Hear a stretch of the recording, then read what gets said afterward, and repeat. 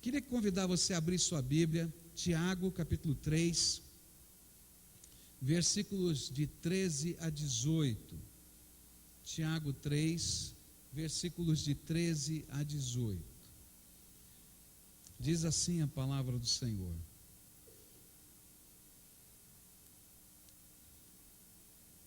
Tiago 3, 13 a 18.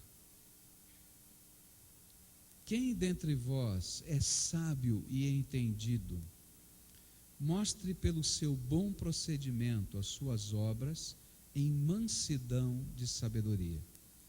Mas se tendes amargo ciúme e sentimento faccioso em vossos corações, não vos glorieis, nem mintais contra a verdade. Essa não é a sabedoria que vem do alto, mas é terrena, animal e diabólica. Porque onde há ciúme, sentimento faccioso, aí há confusão e toda obra má. Mas a sabedoria que vem do alto é primeiramente pura, depois pacífica, moderada, tratável, cheia de misericórdia e de bons frutos, sem parcialidade e sem hipocrisia. Ora, o fruto da justiça semeia-se em paz para aqueles que promovem a paz. Oremos ao Senhor. Pai querido, dá-nos a tua graça, e agora que lemos a tua palavra, outra vez, Senhor, move-se com o teu Espírito, mova-se aqui, Senhor, entre nós, toca o nosso coração, desperta os nossos sentimentos, a nossa fé, a nossa visão do teu reino. Que esta seja a hora do Senhor trabalhar os valores da nossa vida. É aquilo que nós pedimos, Senhor, porque carecemos do Senhor. No nome de Jesus. Amém, Senhor. Amém. Nós temos estudado o livro de Tiago e temos aprendido que Tiago fala sobre maturidade. Então, como é que a gente pode viver uma vida madura? Nós já falamos aqui que muita gente, às vezes, tem um grande conhecimento, um grande cabedal de títulos, mas às vezes não sabe viver, não sabe se relacionar, não sabe ser marido, não sabe ser esposa, não sabe manter relacionamentos, e às vezes a vida é tão ruim e falta maturidade. E Tiago então começa a trabalhar as áreas da vida em que essa maturidade precisa ser refletida. E ele então agora toca no aspecto que nós começaremos a estudar, que é sobre sabedoria. Sabedoria. Sabedoria não é sinônimo na Bíblia de conhecimento. Na palavra de Deus, e também para Tiago, sabedoria é a maneira como nós usamos o conhecimento e aplicamos a nossa vida. A maneira como nós transformamos aquilo que nós sabemos em qualidade de vida, em bênção para o nosso dia a dia. Algumas pessoas têm muita capacidade, são capazes de muita coisa e conhecem muita coisa. Eu tenho um professor lá em Londrina que ele, brincando na classe, disse assim: olha, minha mulher me deu um título, ela disse que eu sou o rei da cultura inútil. Tudo que eu não preciso saber eu sei, e aquilo que eu preciso saber para fazer não faço, né? Então eu sou o rei da cultura inútil. E eu fico pensando, quantas vezes a gente é assim, né? Rei da cultura inútil, sabe um monte de coisa, mas lá naquelas questões que são prioritárias da vida, que podem produzir qualidade de vida. E quando eu penso em qualidade de vida, eu não estou pensando em dinheiro, eu não estou pensando em bens, eu estou pensando em felicidade, em harmonia, em paz, em construção dos relacionamentos, porque o que traz felicidade no nosso coração, e é uma grande ilusão que o mundo passa para a gente, que a posse, o dinheiro nos traz felicidade, mas na verdade o que nos entristece ou o que nos alegra são as coisas que acontecem com as pessoas significativas para nós.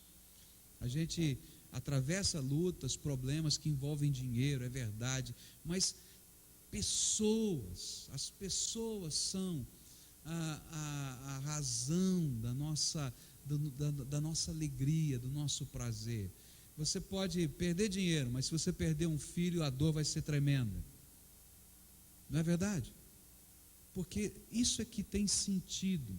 Tiago está falando disso. Como é que a gente pode usar o conhecimento para isso? Na Bíblia, sabedoria, para mim, o que eu entendo é a arte de viver, a capacidade de aprender a viver e ser feliz. O problema que Tiago apresenta é que existem dois tipos diferentes de sabedoria a seduzirem o nosso coração.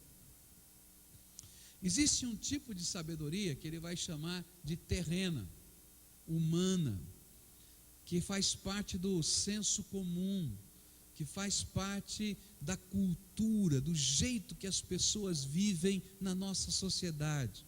E existe um outro tipo de sabedoria que é quase contrária a essa cultura, quase não, diametralmente contrária a essa cultura, que ele vai dizer que vem do alto, que vem de valores que procedem de Deus. E todos esses versículos que lemos, ele vai tentando mostrar os contrastes entre a sabedoria comum humana, que tem regido a maioria das pessoas da nossa terra, e a sabedoria que Deus quer que exista no seu coração. Se eu tivesse que dar um título para esse texto e para esse sermão de hoje, eu diria o seguinte: olha, uma opção pela verdadeira sabedoria. Como é que eu posso conhecer a verdadeira sabedoria e optar por ela na minha vida? Quais são os contrastes entre as duas? Eu queria trabalhar um pouquinho sobre isso durante esse domingo. O primeiro contraste que Tiago coloca tem a ver com as origens. De onde procede uma e outra? E aí o texto é bem claro. A palavra de Deus vai dizer assim: quem é sábio dentre vós, ou quem dentre vós é sábio e entendido, mostre pelo seu bom procedimento as suas obras em mansidão de sabedoria. Mas se tendes amargo ciúme, sentimento faccioso em vosso coração, não vos glorieis nem mintais contra a verdade. Essa não é a sabedoria que vem do alto, mas é terrena, animal e diabólica. E aí a pergunta que eu faço é: de onde vem o senso comum, a sabedoria que domina a nossa sociedade? A Bíblia está dizendo que vem de 3 fontes. Ele usou a expressão terrena, não é isso? Animal e diabólica. As palavrinhas gregas que estão aqui são interessantes. Tiago vai falar das coisas que estão sobre a terra, das coisas que vêm da nossa natureza animal. Ele vai usar da alma, no sentido não de espírito, mas daquilo que é a ânima, a força que faz com que todo ser vivente exista, não é? E depois ele vai usar uma outra expressão fortíssima, ele vai dizer assim: e vem dos demônios. O que ele vai dizer? Vem dos demônios, está lá, na língua grega está assim claramente. Na Bíblia, e Paulo é que fala mais vezes disso, existem 3 termos que são muito parecidos com esse que Tiago estava usando. Diz que existem 3 grandes inimigos da nossa fé e do nosso viver com Deus, que é o mundo, a carne e o diabo. Eu acho que Paulo e Tiago usaram os mesmos conceitos com palavras um pouquinho diferentes, mas a ideia é a mesma.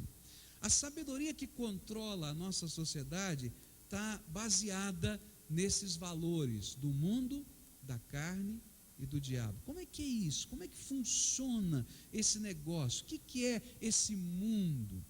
Quando a gente pensa em mundo, ou essa sabedoria que é terrena, a gente vai entender que existem conceitos e valores que permeiam uma sociedade e que se tornam uma força controladora e modificadora dos nossos comportamentos, tanto em relação à família, quanto com Deus e em todas as áreas. Por exemplo, quando eu cheguei aqui em Curitiba, eu morava em São Paulo, são 400 quilômetros de diferença, uma capital, a gente acha que é tudo igual, né? Mas quando nossa família mudou para cá, eu estranhei a cultura do povo. Eu não sei se vocês sentiram isso, Fred, né? Eu estranhei a cultura do povo, o jeito que as pessoas pensam é diferente, o jeito como as pessoas valorizam alguma coisa ou não é diferente. Por exemplo, eu descobri que na cultura aqui do curitibano tem algumas coisas que são tremendamente fortes, tá? Primeiro, o curitibano é desconfiado, não é verdade? Ele é educado, é bacana, tal, mas ele olha para você assim, vamos ver, deixa eu ver quem é você primeiro, né? Daqui a pouco eu vejo. Então eu já percebi que o povo era meio desconfiado. Chegou o pastor, todo mundo me tratou muito bem, muito querido. Quem é esse cara, né? Vamos ver direitinho aqui, né? Então a gente vai percebendo que isso fazia parte do jeitão do curitibano. Depois eu percebi uma outra coisa, que é uma qualidade muito bonita, que depois que passa essa fase, né, da desconfiança, o curitibano é amigo, é leal, ele empresta lealdade, é meu amigo, né? Aí eu descobri que tem um defeito desse lado, é tão leal que às vezes não dá muito bola se está certo ou se está errado, é meu amigo, e aí eu já comecei a estranhar, né? Outra coisa que eu aprendi, que curitibano é assim, ó, mão de vaca, não é verdade? Eu venho de uma família, por exemplo, italiana, né, e a gente não entende esses negócios de cultura, os troços diferentes, né? Então, a família italiana, isso faz parte da minha cultura. Quando a gente está inserido na cultura, a gente não entende, né? A gente não percebe. Na minha cultura, é pecado faltar comida, né? Então, se você, por exemplo, vai almoçar ou vai jantar, na cultura italiana, tem que sobrar, tá? Então todo mundo come, se farta, tem que sobrar um pouquinho. Nada se desperdiça na cultura italiana, porque a gente reaproveita de algum jeito. Mas não pode estar contado. Aí eu aprendi aqui com os alemães. Alemão é assim, né? Cultura alemã, né? Quantas pessoas vai comer hoje? 4. 4 batatas, 1 para cada um. Não é assim? É assim mesmo, contadinho, não é? Exatamente, e a felicidade é quando deu certinho e não sobrou nada na mesa. Bom, isso é cultura, é cosmovisão, e você pode perceber como essas coisas influenciam a nossa vida, como elas determinam para a gente o que a gente deve ou não deve fazer. Tem coisas nessa maneira de viver da cultura ou do mundo que são neutras, mas tem coisas que nos conduzem a nos afastarmos dos projetos de Deus. Tem coisas desse jeitão de pensar que vão modificando os valores da nossa vida. E é interessante é que às vezes os valores que nós falamos, que acreditamos, eles são colocados como uma regra na nossa vida. Na verdade, eles são flexionados na prática por causa desses conceitos. E aí, eu comecei a perceber algumas coisas estranhas, né? Como a questão do valor financeiro aqui em Curitiba é tão forte, é mais fácil para o curitibano aceitar um adultério do que aceitar alguém que não pagou uma dívida. E aí eu comecei a ficar chocado. Por quê? Agora, como é que funciona isso? O mundo tem um sistema de valores que começam a nortear o jeito que eu trabalho, o jeito que eu convivo na minha casa com a minha família, o jeito que eu valorizo ou a educação dos meus filhos, o que é que tem valor, o que é que não tem valor. Então, de repente, eu acho que o valor para educar os meus filhos é colocar na melhor escola, quando o melhor valor é ensinar o meu filho a viver, mas só que isso não é importante, o importante é aquela escola. E a gente vai se perdendo. A Bíblia diz que esse tipo de sabedoria, que é admirada, gente, sabe que essa sabedoria que faz parte dessa cultura, quando a gente incorpora, nós passamos a ser admirados pelas pessoas, porque nós refletimos o ideal do senso comum. A Bíblia diz, olha, essa não é a sabedoria que deve reger a tua casa, que deve reger a tua família, que deve reger o teu futuro, que deve reger a tua história. Porque se você só seguir o rumo das coisas que estão acontecendo na sociedade, então olha para a sociedade, você vai ver o resultado da tua vida e da tua família. que a gente está vendo na sociedade? A gente está vendo violência, a gente está vendo desamor, a gente está vendo pobreza, desgraça, menos-valia das pessoas. Esse é o resultado desses conceitos. Segunda coisa que a Bíblia vai falar é que não somente o mundo está gerenciando, está colocando, e lembra que a palavra de Deus nos diz que o mundo jaz em quem? No maligno. Quem é que está por trás desses conceitos? Você liga lá um programa de televisão, né, uma novela, você está torcendo pelo bandido, já viu? Torce pelo bandido. Ah, vai, adultera mesmo, isso, agora, ó que maravilha. Não, depois quando acontece o adultério em casa, a gente diz, não entendi o que aconteceu. A gente vai lá ver os filhos lá dentro dos programas, né, vivendo dissolutamente, sem compromisso, sem casamento, um tipo de relacionamento que não tem nada a ver com a palavra de Deus. E a gente entra no esquema do protagonista e torce, é isso, vai e tal, ganhou, que maravilha, chora, né? Final da novela chora tal. E a gente não está vendo que esses valores estão determinando o que vai acontecer na nossa casa. Cuidado, porque o mundo jaz no maligno. Segundo a origem dessa sabedoria que faz parte do contexto humano, é natural, está aí na terra, a Bíblia diz isso, não é? É a carne, não é? Ou a ânima, como está no nosso texto, a nossa natureza que se coloca. Então, se você começa a olhar as filosofias que regem a nossa sabedoria popular, ou a sabedoria até às vezes acadêmica, ela está dizendo que o que importa é a gente atender os desejos do nosso coração, as paixões da nossa alma, mesmo que estas coisas sejam completamente contraditórias à própria vida e à palavra de Deus. E aí você começa a ouvir o seguinte, olha, tanto faz se você é homossexual, se você é lésbico, tudo maravilha, o importante é você estar bem com você mesmo. É tão sério isso que hoje, se um psicólogo quiser ajudar um homossexual, tá, a sair desses conflitos do seu coração, ele pode perder o seu registro de trabalho. É sério. Porque a gente está dizendo o que vale é só o que vem aqui, ó, chum, aquele fogo, tal. E aí a gente vai ver coisas esquisitíssimas, porque se eu estou ligado somente na paixão da minha alma, no fogo do meu coração, no ímpeto, a gente vai ver assassinato, violência, não é? A gente vai ver desamor de toda sorte, porque o ímpeto é insano. É maluco. Não é verdade?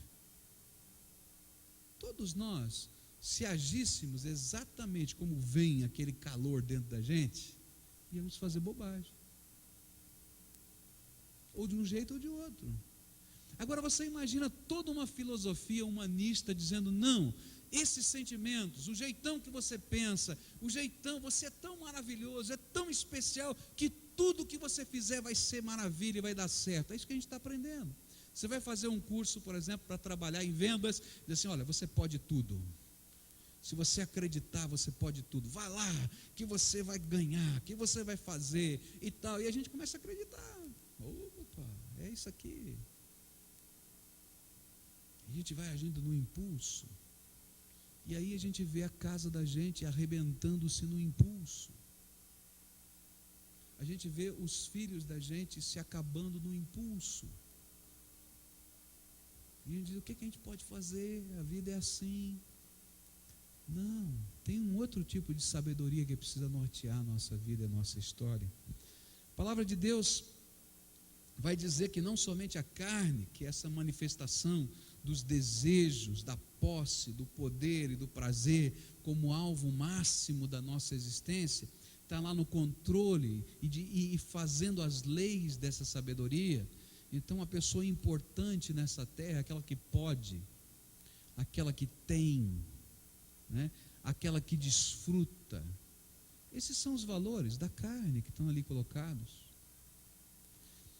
Mas a Bíblia vai dizer que todos esses conceitos têm um mentor por detrás, porque essa sabedoria, ela não é só humana, ela não é somente terrena, mas ela é diabólica ou demoníaca. Eu estava lendo um livro muito interessante há um tempo atrás, chamado Cidade de Deus, Cidade de Satanás, de um teólogo chamado Lítico. É uma leitura interessante essa, eu recomendo a você.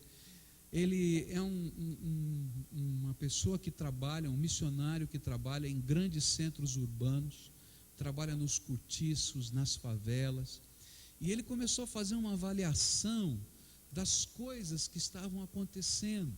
E ele conta alguns exemplos assim terríveis. Ele diz assim: olha, eu evangelizei durante vários meses e discipulei e ganhamos para Jesus uma jovem, e essa jovem estava ligada à igreja, trabalhando na igreja, e eu saí para o meu período de férias da missão, e quando voltei encontrei essa moça se prostituindo.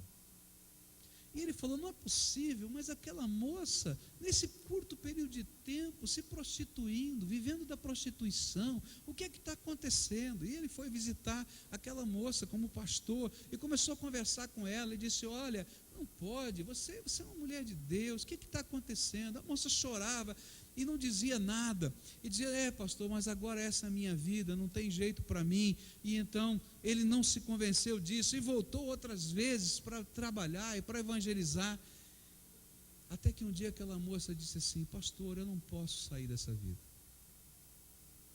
Por que você não pode? Ele disse assim: sabe, se eu sair, vão acontecer coisas terríveis com a minha família.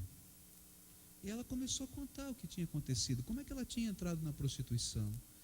Invadiram a casa dela, alguns homens, espancaram-na, pegaram a sua avó, estupraram a sua avó diante dos seus olhos e disseram: olha, se você não for para as ruas se prostituir, isso vai acontecer todo dia. Ele disse: pastor, eu não posso fazer nada. Ele disse: não, nós vamos ajudar. Por que você não procurou a polícia? Eu vou com você lá na polícia. Ela deu um sorriso e disse assim: quem você pensa que fez todas essas coisas? E esse autor, Lítico, então começou a trabalhar dizendo o seguinte: olha, não são só pessoas que ficam endemoniadas, mas estruturas sociais são demonizadas, são controladas pelo maligno. Aquilo que deveria ser bênção vira maldição, aquilo que devia ser proteção vira desgraça. Eu fico pensando: não está acontecendo isso na nossa sociedade? Não é assim? Se a gente for viver a nossa vida exatamente só pelo senso comum, esta é a única visão que a gente tem. Essa sabedoria humana, política, social, não tem esperança, porque ela está perdida, ela está decaída, está controlada por Satanás. E aí então vem o contraste. Tiago vai dizer o seguinte: nós precisamos de um outro tipo de sabedoria, uma sabedoria que vá contra esta essa falsa sabedoria que controla a vida das pessoas.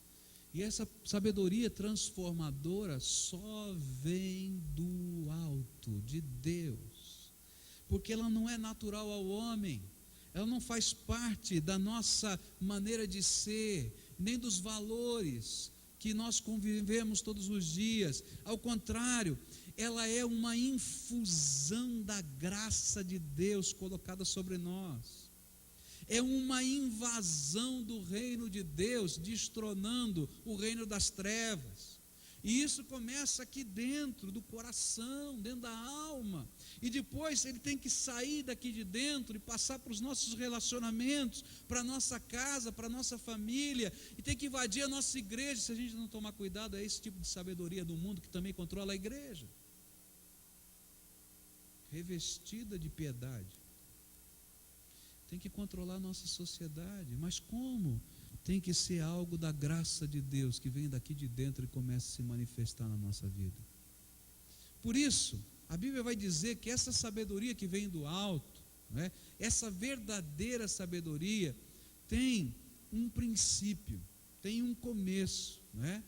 E a palavra de Deus vai dizer, né, que o princípio de toda sabedoria, o que é?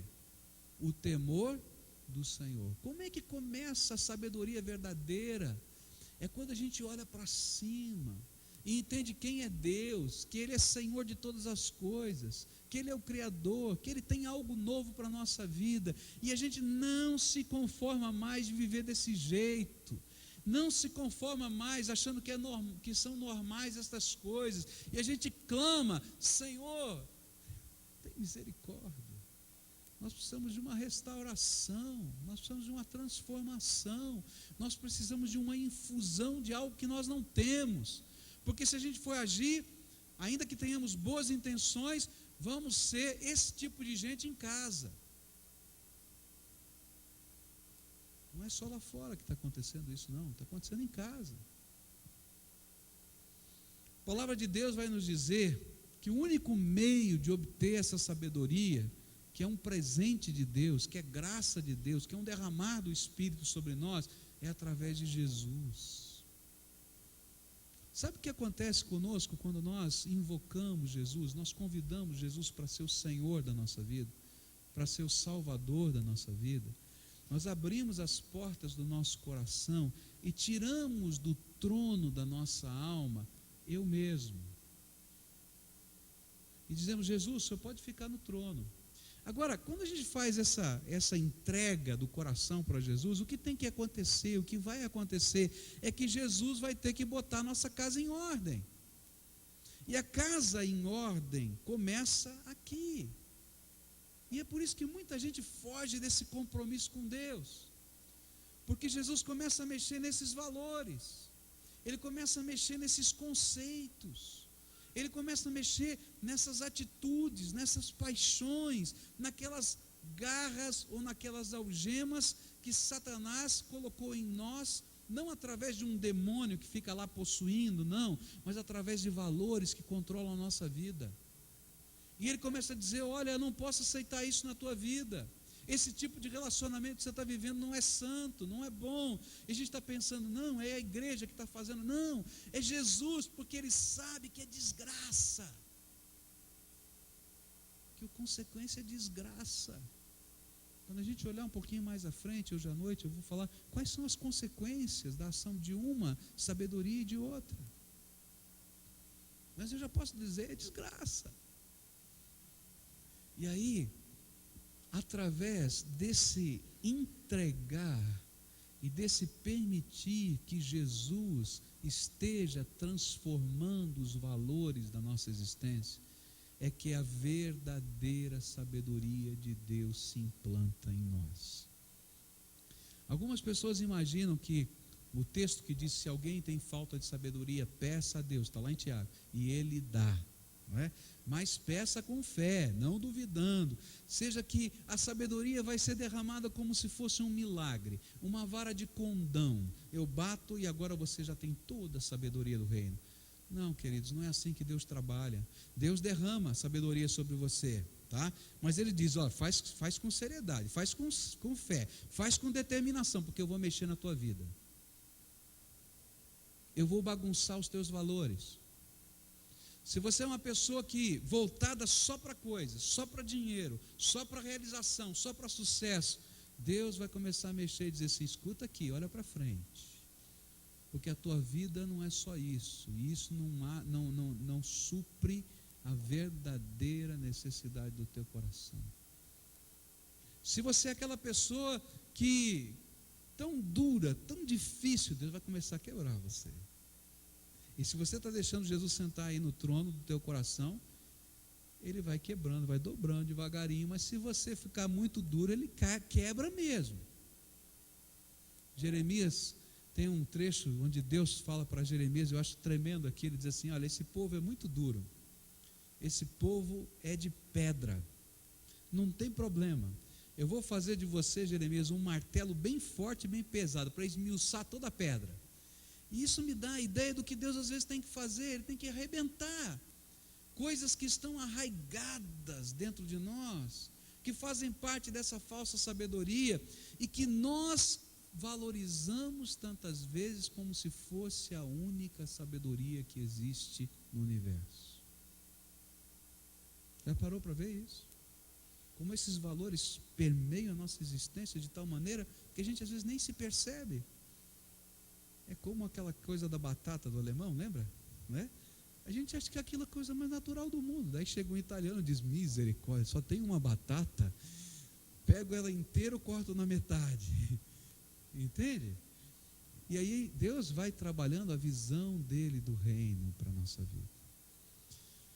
Tiago vai dizer que você precisa fazer uma escolha. Paulo vai dizer que a sabedoria desse mundo é loucura. Olha só esse texto de 1 Coríntios 1, versículos 20 até 31, diz assim: onde está o sábio? Onde está o escriba? Onde o questionador deste século? Porventura não tornou Deus louca a sabedoria deste mundo? Visto como na sabedoria de Deus, o mundo, pela sua sabedoria, não conhece ou não conheceu a Deus, aprove a Deus salvar pela loucura da pregação os que creem. Pois enquanto os judeus pedem sinal e os gregos buscam sabedoria, nós pregamos a Cristo crucificado, que é escândalo para os judeus e loucura para os gregos. Mas para os que são chamados, tanto judeus como gregos, Cristo, poder de Deus e sabedoria de Deus, porque a loucura de Deus é mais sábia que os homens, e a fraqueza de Deus é mais forte que os homens. Ora, vede, irmãos, a vossa vocação, que não são muitos os sábios segundo a carne, nem muitos os poderosos, nem muitos os nobres que são chamados. Pelo contrário, Deus escolheu as coisas loucas do mundo para confundir os sábios, e Deus escolheu as coisas fracas do mundo para confundir as fortes, e Deus escolheu as coisas ignóbeis do mundo, e as desprezadas, e as que não são, para reduzir nada as que são, para que nenhum mortal se glorie na presença de Deus. Mas vós sois dele, em Cristo Jesus, o qual para nós foi feito por Deus sabedoria e justiça, e santificação e redenção, para que, como está escrito, aquele que se gloria, glorie-se no Senhor. O que a palavra de Deus está dizendo é que se essa filosofia e essa maneira de pensar tão natural do mundo for a que você está abraçado e que você está sendo conduzido, é muito difícil você deixar Jesus ser Senhor da tua vida.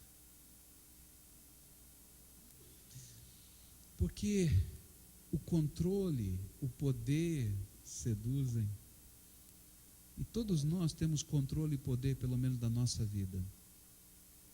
E para a gente poder viver a sabedoria do alto, eu tenho que entregar o controle, o poder, a influência, os sonhos no controle de Jesus, para Ele transformar os valores da minha vida. Agora é uma grande bênção, porque enquanto o controle está na tua mão, essa sabedoria só vai produzir os frutos que ela pode produzir. Sabe o que o diabo veio fazer nessa terra? Matar, roubar e destruir. E por isso a consequência desse caminho largo, dessa sabedoria, é um fim trágico, que começa a ser experimentado aqui, nos nossos relacionamentos, na nossa vida, mas que um dia no juízo de Deus não tem futuro, porque o inferno existe de verdade, e um dia a gente vai ter que prestar contas a Deus. E a consequência dessa sabedoria, que nada mais é do que andar segundo os preceitos do diabo, é o inferno, porque esse é o lugar dele. Agora, a sabedoria do alto pode ser apertada, pode ser estreita, pode ser sinuosa no nosso dia a dia, mas o fim dela é a bênção. Uma bênção que a gente começa a desfrutar agora, aqui, porque a graça de Deus está conosco, porque Jesus anda conosco, Ele sabe que eu não sei viver esse tipo de vida, então Ele segura na minha mão e caminha comigo, e eu não estou sozinho, e a sabedoria dEle é que se manifesta em mim, mas o fim, diz a Bíblia, a vida eterna, eu estar com o Pai por toda a eternidade. Eu queria orar com você nessa hora, e queria que você estivesse olhando para o teu coração. Quando eu estava preparando essa mensagem, eu estava pedindo a Deus algumas coisas, né? Enquanto estava vindo para cá, enquanto estava pregando, essas coisas estavam aqui no meu coração. Todos esses conceitos, o mundo, a carne e o diabo, colocam uma venda nos nossos olhos. Nós não enxergamos o que Deus quer fazer na nossa vida. Nós não entendemos. Nós ficamos bloqueados, nós achamos que isso é a vida, é o jeitão normal de viver. E eu estava pedindo para Deus, Senhor, tira essa venda, para que a gente possa enxergar na gente mesmo e não no outro. É fácil a gente perceber essas coisas nos outros, não é verdade? É fácil. Fulano, Beltrano, mas eu estava pedindo, Deus, tira a minha venda, tira a sua venda, para que a gente possa perceber na gente. E hoje fazer entregas.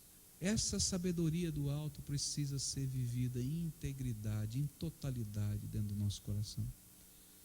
E a gente tem que pegar áreas que são às vezes áreas tão fechadas. Às vezes a gente abriu um pedacinho do coração e disse, Jesus, aqui o Senhor pode trabalhar, mas esses outros quartos deixa comigo, não entra não. Ali o Senhor não pode. E a gente nunca faz aquela entrega total, absoluta, real.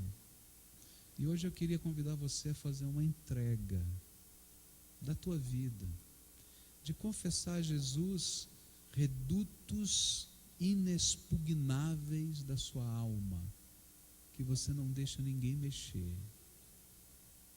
Ai de quem chegar perto, você já dá um chute na canela logo de cara. E são essas áreas que o Senhor Jesus quer entrar e quer transformar para que valores do reino se manifestem na tua vida. Por isso eu queria orar com você. Queria fazer essa entrega junto com você. Queria pedir para Jesus tomar isso de você. E lembra que eu falei que essa sabedoria não vem por um passe de mágica? Você vai vir aqui à frente, a gente vai orar juntos, a gente vai fazer essa entrega, mas você vai ter um caminho para trilhar quando sair daqui. A hora que você for saindo para a sua casa, a hora que você for para o teu trabalho, a hora que você for para a tua família, você tem que levar Jesus com você. Tem que deixar Jesus entrar nessas coisas. Você não vai saber fazer, você não vai entender, mas você vai dizer, Jesus, me ajuda agora. Eu sabia o que fazer antes, mas agora eu tenho que saber o que o Senhor quer que eu faça. Eu quero viver segundo a tua vontade. E sabe, esse relacionamento faz diferença. Algumas pessoas vão achar que você é louco. A Bíblia já disse que isso é loucura para o mundo. Você vai fazer negócio assim, você vai educar filho assim, você vai ser marido assim, você vai ser esposa assim, você vai procurar emprego assim. Mas olha, eu quero testemunhar para você que essa é a maior de todas as bênçãos que pode existir na nossa vida, porque a gente nunca vai estar sozinho.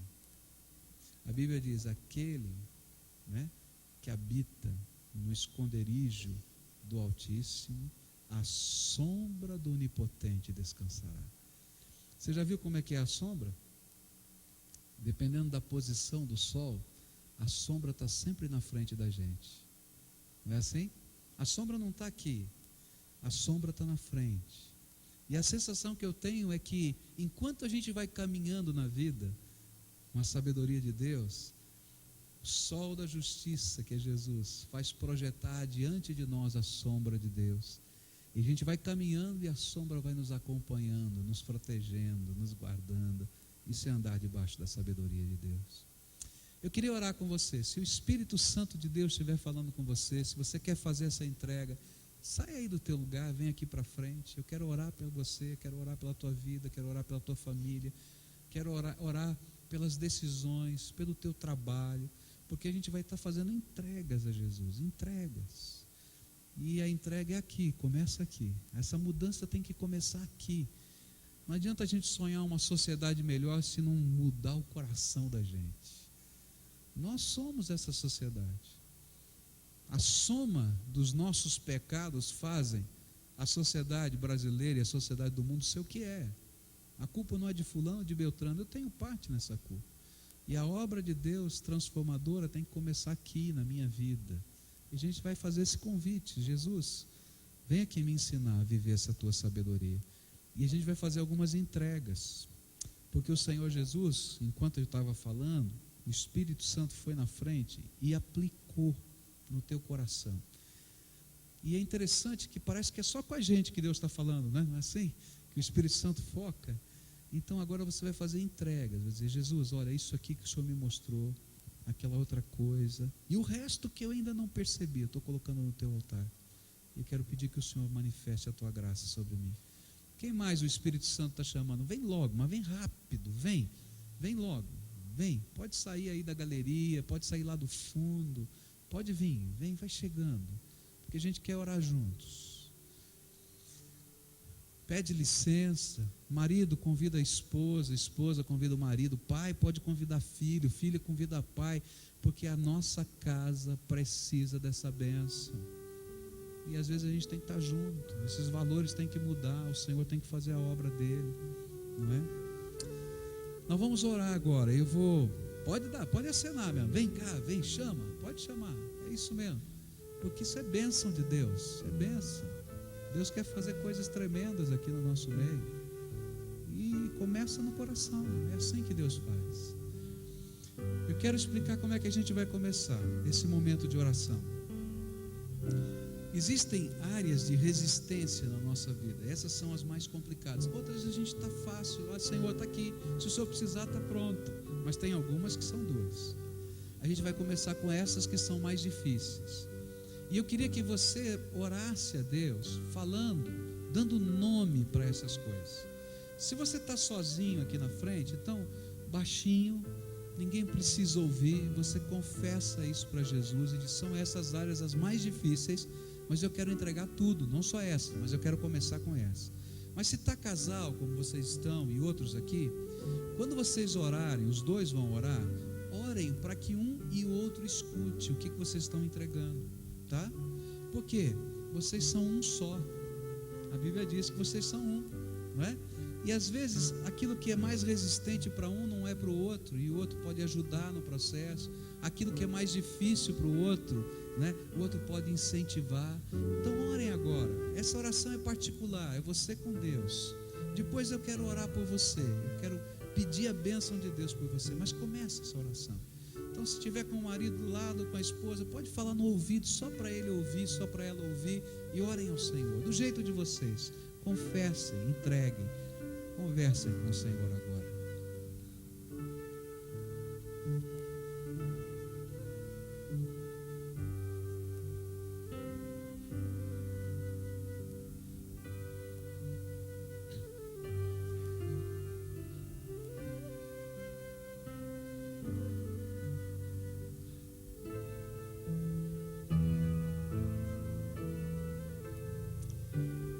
Querido Senhor, o Senhor está aqui conosco, porque a Tua palavra nos prometeu que onde 2 ou 3 pessoas estivessem reunidas debaixo da autoridade do Teu nome, o Senhor estaria conosco. A Tua palavra nos diz, Senhor: clama a mim, responder-te-ei coisas grandes e firmes que Tu não sabes. A Tua palavra, Senhor, nos ensinou: se confessarmos os nossos pecados, Ele é fiel e justo para nos perdoar os pecados e nos purificar de toda injustiça. Por isso, Pai, diante da Tua palavra, que é verdade absoluta, nós estamos a pedir: vem, Senhor, com a Tua graça. Ó Pai, os Teus filhos estão diante do Senhor, fazendo entregas, Senhor, complicadas, difíceis, porque essas entregas representam coisas que estão tremendamente arraigadas dentro do coração e da vida. E eu quero te pedir: Senhor Jesus, toma essas coisas para Ti, e assenta-te no trono, Senhor, do coração, no lugar em que estas coisas ocupavam. E começa, Senhor, uma obra de transformação de valores, uma obra de transformação de visão, uma obra de transformação de famílias, uma obra de transformação de temperamentos, uma obra de transformação de objetivos, de alvos, e que essa transformação não seja um remodelar humano, mas seja uma transformação espiritual no poder do nome de Jesus. E naquelas coisas, Senhor, que Satanás tem algemado os teus filhos, ó Pai, usando os meios que forem, vem com o teu poder e arrebenta essas algemas. Pai, eu sei que eu não posso, eu sei que esses teus filhos não podem. A tua palavra nos disse: sem mim nada podeis fazer. Mas com o Senhor, a tua palavra nos diz: posso todas as coisas naquele que me fortalece. E Senhor, confiados na tua palavra, eu quero te pedir: abençoa, Senhor, vai na frente, que a sombra do Onipotente vá à frente, adiante dos teus filhos, no meio dos embates, das dificuldades, das lutas, dos reconcertos, das restaurações, e que a bênção do Senhor esteja sobre eles. Consolida, Senhor, constrói, fortalece, abençoa. É aquilo que eu oro, no nome de Jesus.